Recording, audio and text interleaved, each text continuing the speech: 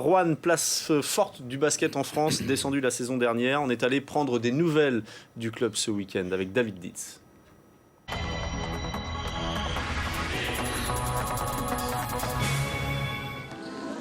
Relégué en mai dernier après 12 saisons passées dans l'élite, Roanne est désormais leader de la Pro B. Qui aurait pu pronostiquer cette résurrection il y a encore 6 mois de cela, alors que la chorale terminait sa saison avec 23 défaites au compteur et aucune victoire à l'extérieur. C'est vrai que les gens étaient très impactés par la saison dernière à tout niveau, au niveau sportif, au niveau ambiance dans le club. Donc c'est vraiment l'objectif de base qui a été relancé, redonner une dynamique au niveau de ce club. Cette relégation a été un véritable traumatisme, un vrai cataclysme économique, mais peut-être aussi une chance pour le club.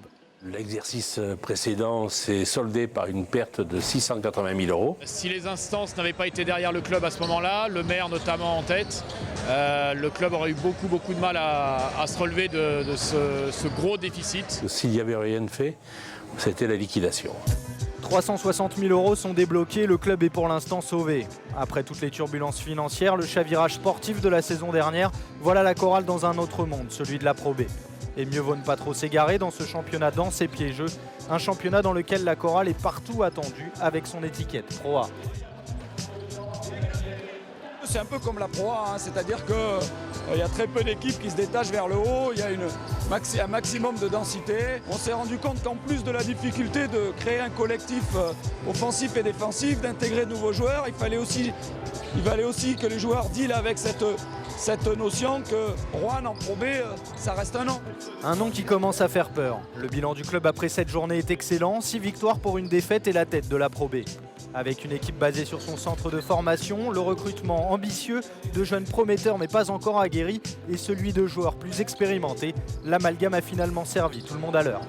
On a eu un gros chantier à l'intersaison, reconquérir le public, reconstruire une équipe. On a quand même 10 nouveaux joueurs. Il y a une vraie alchimie qui s'est créée entre les anciens et les nouveaux. Il y a un vrai bon état d'esprit.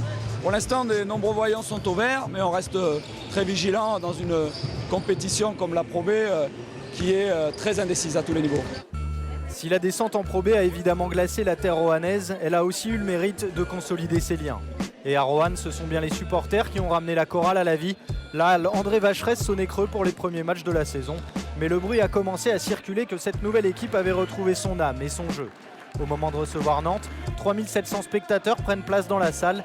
Et à la vue de ce public, difficile de se persuader qu'il s'agit d'un match de Pro B.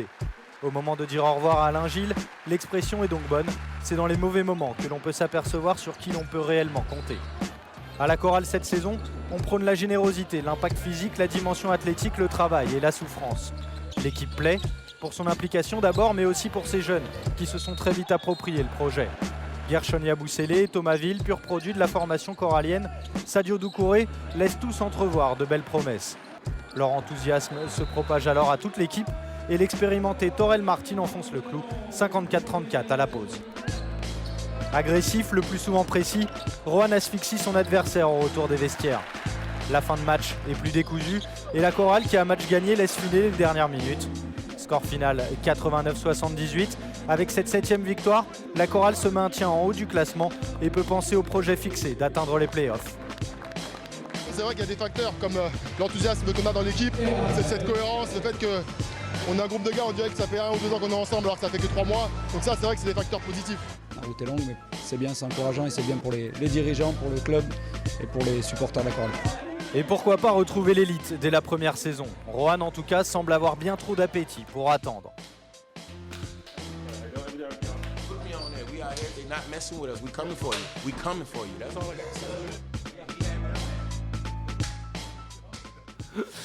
On fera le point sur les résultats de cette journée Pro B à la mi-temps.